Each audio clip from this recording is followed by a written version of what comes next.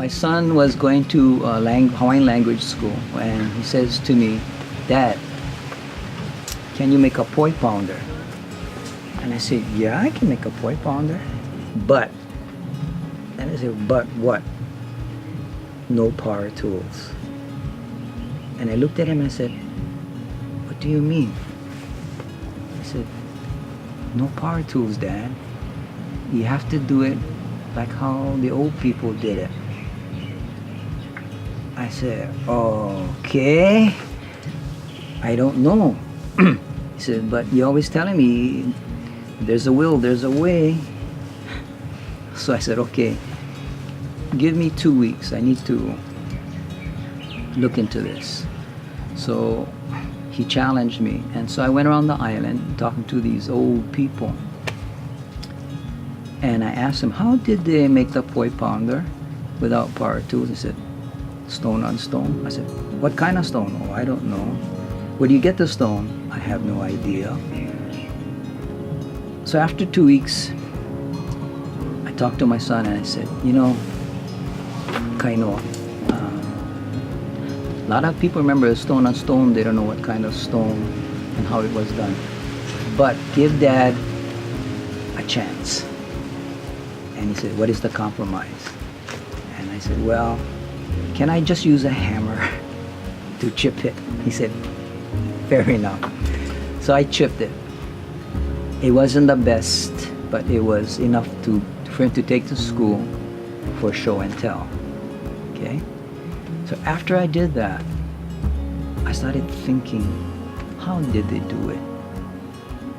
It was an essential implement in our tradition in order to pound poi. And I started thinking, and it stayed in my mind, so I started asking people, all of my friends, family, and one of my friends on the outer island called me and said, "There is one living person who knows how to do it, but you need to call him." And that's how I got started working with stone. And then I met this man who took me under his wing, but turned me down 3 times. But the 4th time, he gave me a chance. And that's how I got started. He showed me the basics of how to chip stone on stone. And when you're motivated with a passion and desire that I had at that time to want to do it, to know it, I learned it. And I kept at it until now. That's how I got started, with just a challenge from my son. So I had asked him before he had passed, I said, "Kyoki, when you turned me down the first 3 times, why did you turn me down?" In his early years, when he was younger, prominent people asked him to teach, and he taught them. A year later, when he went to check on them, he was disappointed and frustrated that they weren't doing it. So to give of his time, he felt was wasted. And then I come 30 years later in his life, and he's an old man asking to learn. That was the reason he questioned and turned me down, to not waste of his time. But when I called the 4th time, he told his wife, there's a possibility. Maybe he is serious and wants to learn. And from that moment on, when I came there and I started to learn,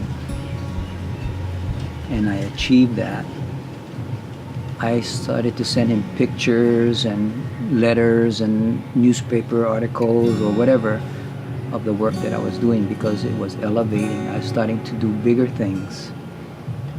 And he was just happy, very happy that I was doing the work. Yeah. I've learned through the work that I've done about consciousness. And so a lot of people talk about consciousness and yoga and meditation and all this. For me, consciousness is about the work that you do that brings consciousness to mind. In the deeper realm of understanding your work and what you do with it and where you take it, the stone has taught me that by looking on the inside and bringing it on the outside. When I talk to you, I don't look on the outside, I look on the inside, knowing what's there. They say don't judge a book by its cover. No different than the stone. You have to look inside a person to know them, to understand, and to feel. It's not an intuition. Again, it's a knowing. So that's what the stone has taught me. It's about what is dormant awakens into the forefront. We look forward to fun, laughter and tears and sentiments and so forth, but it's all part of being human. Human in the element that, like I just shared with you, spirit, mind, and body. These are the three things to me that is essential. The spirit is a strong thing that keeps you alive to do the things that you need to do. And you wonder, you ask yourself, why am I doing this? Why all this going on? Because there is a purpose for you to know at some point in time. Could be right now, after you leave. I get it. This is what I gotta do. That's that aha moment when you realize this is your, as they say, calling. Your calling. You will know it and you will feel it. As for me, because I thought I was going to be a mason. Thought I was going to be a welder. Thought I was going to be a cabinet maker. Thought I was going to be the greatest hunter. And when I touched the stone, because of that challenge, I knew that this is what was waiting for me, and I just had to awaken that within myself. I knew that this is it.